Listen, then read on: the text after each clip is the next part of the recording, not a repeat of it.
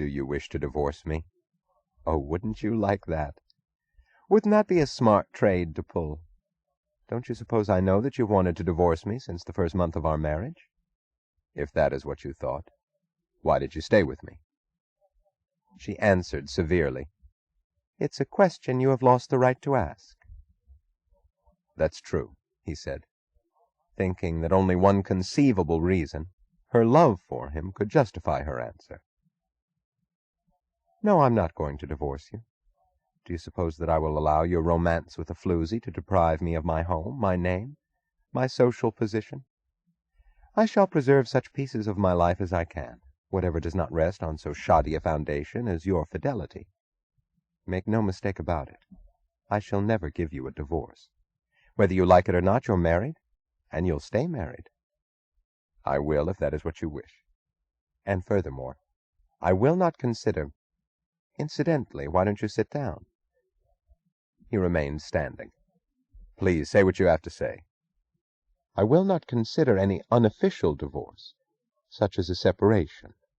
You may continue your love idle in the subways and basements where it belongs, but in the eyes of the world I will expect you to remember that I am Mrs. Henry Reardon. You have always proclaimed such an exaggerated devotion to honesty. Now let me see you be condemned to the life of the hypocrite that you really are. I will expect you to maintain your residence at the home which is officially yours, but will now be mine." "If you wish." She leaned back loosely, in a manner of untidy relaxation, her legs spread apart, her arms resting in two strict parallels on the arms of the chair, like a judge who could permit himself to be sloppy. "Divorce," she said, chuckling coldly. "Did you think you'd get off as easily as that? Did you think you'd get by at the price of a few of your millions tossed off as alimony? You're so used to purchasing whatever you wish by the simple means of your dollars that you cannot conceive of things that are non-commercial, non-negotiable, non-subject to any kind of trade. You're unable to believe that there may exist a person who feels no concern for money. You cannot imagine what that means. Well, I think you're going to learn. Oh, yes, of course, you'll agree to any demand I make from now on. I want you to sit in that office of which you're so proud, in those precious mills of yours, and play the hero who works 18 hours a day, the giant of industry who keeps the whole country going, the genius who is above the common herd of whining, lying, chiseling humanity. Then I want you to come home and face the only person who knows you for what you really are, who knows the actual value of your word, of your honor, of your integrity, of your vaunted self-esteem. I want you to face in your own home the one person who despises you and has the right to do so.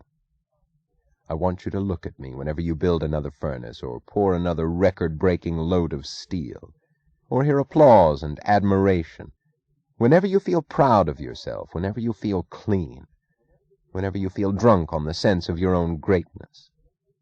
I want you to look at me whenever you hear of some act of depravity, or feel anger at human corruption, or feel contempt for someone's knavery, or are the victim of a new governmental extortion.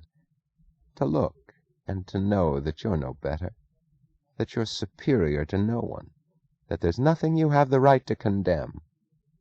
I want you to look at me and to learn the fate of the man who tried to build a tower to the sky, or the man who wanted to reach the sun on wings made of wax, or you, the man who wanted to hold himself as perfect.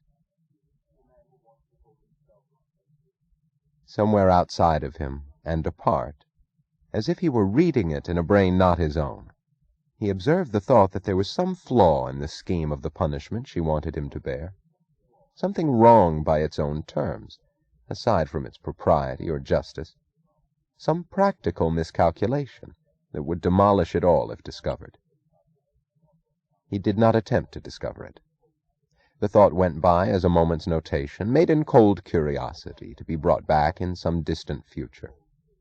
There was nothing within him now with which to feel interest or to respond.